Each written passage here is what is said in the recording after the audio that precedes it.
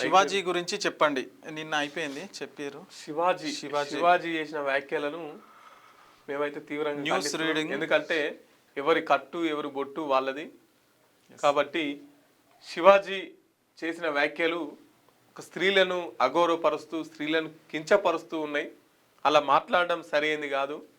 ప్రకృతితోని పోలుస్తూనే చాలా చిన్న చూపు చూస్తున్నారు. స్త్రీ పురుషులు సమానం, వాళ్లకు హక్కు ఉంటుంది.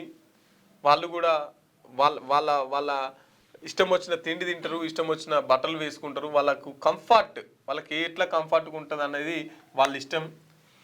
శివాజీ గురించి పోల్ పెట్టినట్టున్నాం కదా, ఒకసారి పోల్ ఓపెన్ చేయి. పోస్ట్ నిన్న శివాజీ వ్యాఖ్యలను మీరు ఏ విధంగా చూస్తున్నారని ఒక పోల్ పెట్టినాం. పోల్ పెడితే 96% సమర్థిస్తున్నాం అని చెప్పేసి చెప్తున్నారు. 2700 మంది పాల్గొన్నారు.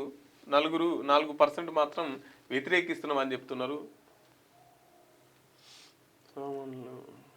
Correct women freedom in misuse చేసుకుంటున్నారు.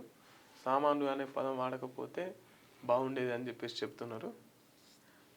అదే ఆ పదాలు వాడకుండా ఉండేది. అసలు యాక్చువల్గా ఈ మనం జనరల్గా మాట్లాడుకునే భాషను బూతులాగా మార్చేసింది సోషల్ మీడియా. అసలు ఆ పదాలు బూతులాగా మార్చేసిన జనరల్ వర్డ్స్ అవి మనం ఇంట్లో వాడుకునేది. ఇప్పుడు ఉదాహరణ సామాన్లు అంటే ఏంది, ఇనుప సామాన్లు, గిన్నెలు, గిలాసులు, వీటిని కూడా సామాన్లు అంటాం మనం.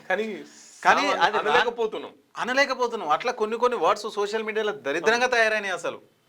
అసలు ఇప్పుడు చెప్పుకుంటే కూడా మంచిగా ఉండదు, కానీ దారుణంగా తయారైపోయినాయి. మనం ఇప్పుడు ఒక పేరు పెట్టి అంటే అది ఇంకా వేరే మీనింగ్కి వెళ్ళిపోతుంది. మనం జనరల్ గా డబుల్ మీనింగ్ డైలాగ్స్ అయిపోతున్నాయి. ఆ మంచి వర్డ్స్ అన్ని మొత్తం దానికి లింక్ చేసేసారు బూతులకు. అట్లా తయారైంది కథ. మీకు వార్తలు రాయడం, విశ్లేషణ చేయడం వచ్చా? అన్యాయాన్ని ప్రశ్నించడం తెలుసా?